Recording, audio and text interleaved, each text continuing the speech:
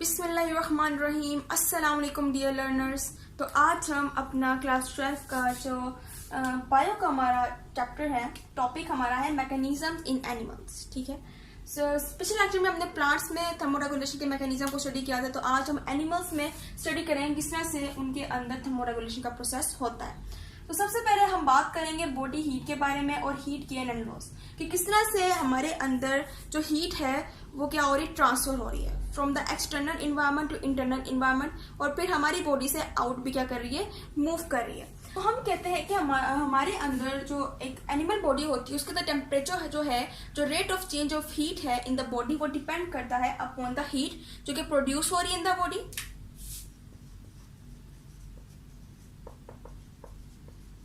ठीक है, एक हीट तो हमारे अंदर खुद प्रोड्यूस होती है, उसके ऊपर डिपेंड कर रहा होता है rate of change of heat in the body. इसके अलावा हीट एक तो हम क्या कर रहे होते हैं, गेन कर रहे होते हैं from the environment, from the outside, और एक तो हम क्या कर रहे होते हैं, हीट लॉस कर रहे होते हैं फ्रॉम इनसाइड। ठीक है, सो ये थ्री हमारे पास चीजें हैं, ठीक है ना, मेन थिंग्स हैं जिसके ऊपर rate of change of heat जो है वो डिपेंड कर रहा होता है। एक तो हमारी बॉडी में हीट प्रोड्यूस हो रही है, अगर हीट ज्यादा प्रोड्यूस होगी तो बॉडी के अंदर टेम्परेचर भी ज्यादा हो जाएगा, और हीट जो है फिर हम कम गेन करेंगे और लॉस जो है वो ज्यादा होगा। तो इसी हिसाब से इनके अंदर जो है वो ऊंच नीच होती रहती है। ठीक है,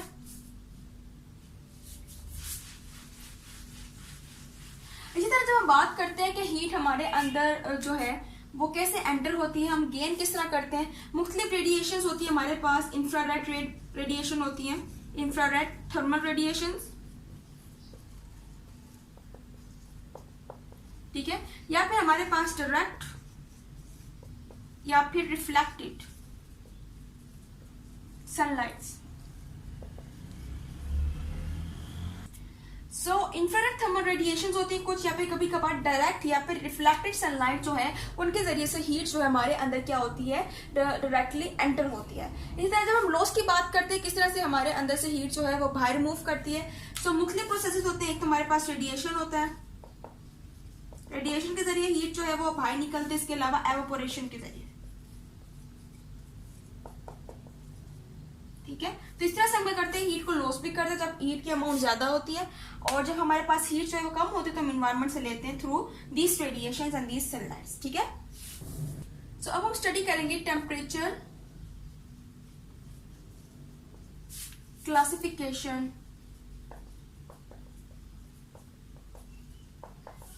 इन एनिमल्स। ठीक है, सो एनिमल्स में किस तरह से हम क्या कर सकते हैं, टेम्परेचर को क्लासिफाइड कर सकते हैं, क्योंकि हमारे पास एनिमल्स जो हैं वो कुछ टेम्परेट एरियाज में रहते हैं, कुछ मुख्तलिफ एरियाज में रहते हैं। सो उसके हिसाब से हमारे पास एनिमल्स जो हैं वो टेम्परेचर मेंटेन करते हैं डिफरेंटली, यानी कि उनके अंदर जो प्रोसेस होता है वो वेरिंग करता है। इसलिए हम क्या करेंगे, अब टेम्परेचर को क्लासिफाई कर देंगे। हमारे पास कुछ एनिमल्स होते हैं जिसको हम कहते हैं कि वो हमारे पास है पोइकिलोथर्म्स।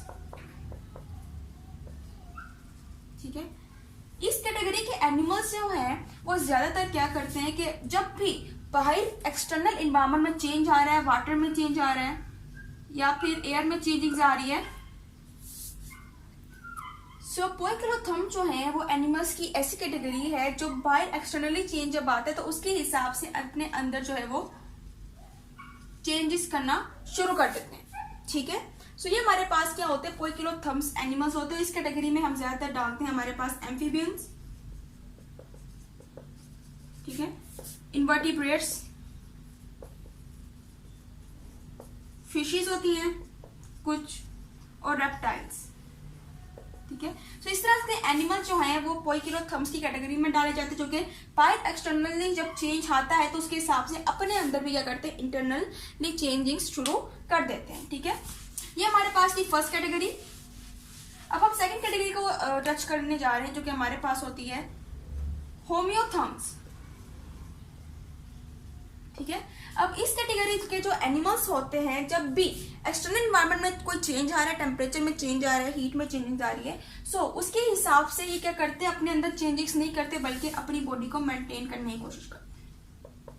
ठीक है, यानी बाहर कोई चेंज आया है आउट में कोई क्या हुआ चेंज आया तो उसके हिसाब से क्या करेंगे, अपनी बॉडी को क्या करेंगे, मेंटेन करेंगे, मेंटेन देयर बॉडी, चेंजिंग्स नहीं करेंगे बल्कि बॉडी को मेंटेन करने की कोशिश करेंगे with in a narrow range. तो इसके अंदर भी हमारे पास कुछ फिशेज होती हैं, इंक्लूड होती हैं, बर्ड्स होते हैं, ठीक है ना, जो कि क्या करते हैं, जो कि इस कैटेगरी में डाले जाते हैं, होमियोथर्म्स की कैटेगरी में डाले जाते हैं। इसके अलावा हमारे पास कुछ डीप फिशेज होती हैं, जो कि डीप सी फिशेज होती हैं, जो कि गहरे समंदर में रहती हैं, डीप सी फिशेज। अब वो किस तरह से अपना जो टेम्परेचर है, थर्मोरेगुलेशन का प्रोसेस जो है उसको मेंटेन करती है, क्योंकि ये डीप सी में होती है, बहुत ज्यादा गहरे समंदर के बहुत ज्यादा नीचे जो है वहां पर क्या करती हैं, रहती हैं। तो वहां पर जो उनका इन्वायरमेंट है, एक्सटर्नल इन्वायरमेंट, एक्सटर्नली जो है वो चेंजिंग जो है वो बहुत कम आती है, चेंजिंग जो है वो मिनिमम आती है, इस वजह से फिशेज जो है वहां पर इजीली सर्वाइव कर पाती हैं।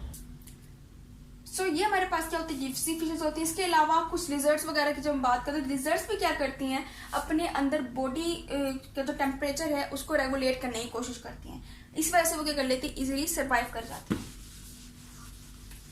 तीसरी कैटेगरी के जो हमारे पास एनिमल्स होते हैं वो होते हैं एंडोथर्म। अब इस कैटेगरी में जो एनिमल्स आते हैं वो ज्यादातर क्या करते हैं, अपने बॉडी के अंदर प्रोड्यूस करते हैं हीट को एट मैक्सिमम लेवल, ठीक है। हाई लेवल पे क्या कर रहे होते हैं, बॉडी के अंदर हीट को क्या कर रहे होते हैं, प्रोड्यूस कर रहे होते हैं एज अ बाय प्रोडक्ट, ठीक है, विद द मेटाबॉलिज्म प्रोसेस। यानी जब भी मेटाबॉलिक प्रोसेस हो रहे होते हैं तो उसके अंदर जो भी हीट प्रोड्यूस होती है वो मैक्सिमम लेवल में प्रोड्यूस करते हैं ये एनिमल्स विच आर एंडोथर्म। इसके अंदर हमारे पास अगेन कुछ फिशेज हैं, इसके अलावा फ्लाइंग इंसेक्ट्स होते हैं,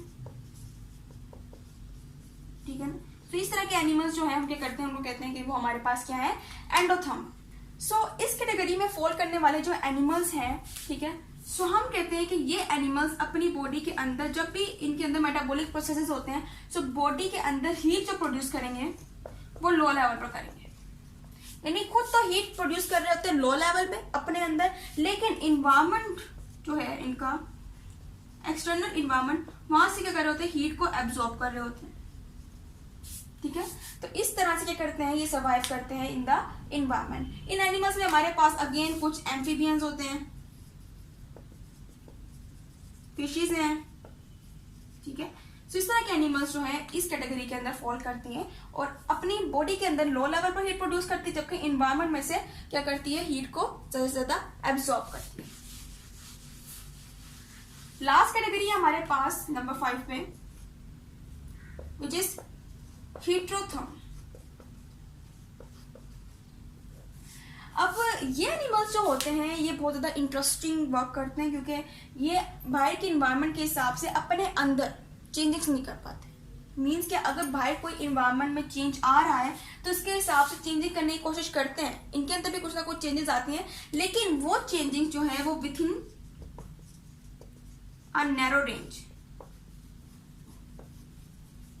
ठीक है, वो नहीं आ पाती। यानी कि हमें तो रिक्वायर्ड होता है कि हमारे अंदर जो चेंजिंग्स है वो नैरो रेंज है, लेकिन इनके अंदर इतना जो इनकी रेंज जो है वो टॉलरेबल रेंज होती है, यानी कि वो क्या कर सकते हैं, अगर नैरो रेंज से ऊपर भी हो जाए तो उसको क्या कर लेते हैं, इजिली टॉलरेट कर लेते हैं और इस तरह के इन्वायरमेंट में क्या कर लेते हैं, सर्वाइव कर लेते हैं, ठीक है। और उनके अंदर चेंजिंग्स तो है वो थोड़ी बहुत आती है। इनके अंदर हमारे पास मुख्तलिफ तरह के एनिमल्स हैं, जैसे हमारे पास मेन एग्जाम्पल मैं आपको तो होती है ह्यूमिंग बर्ड, ठीक है। ह्यूमिंग बर्ड जैसे एनिमल जो है वो इस कैटेगरी में फॉल करते हैं। सो ह्यूमिंग बर्ड्स, इसके अलावा बैट्स, चमगादड़ वगैरह, वो हेटेरोथर्म की कैटेगरी में क्या करते हैं, फॉल करते हैं, ठीक है। सो ये था आज का हमारा लेक्चर।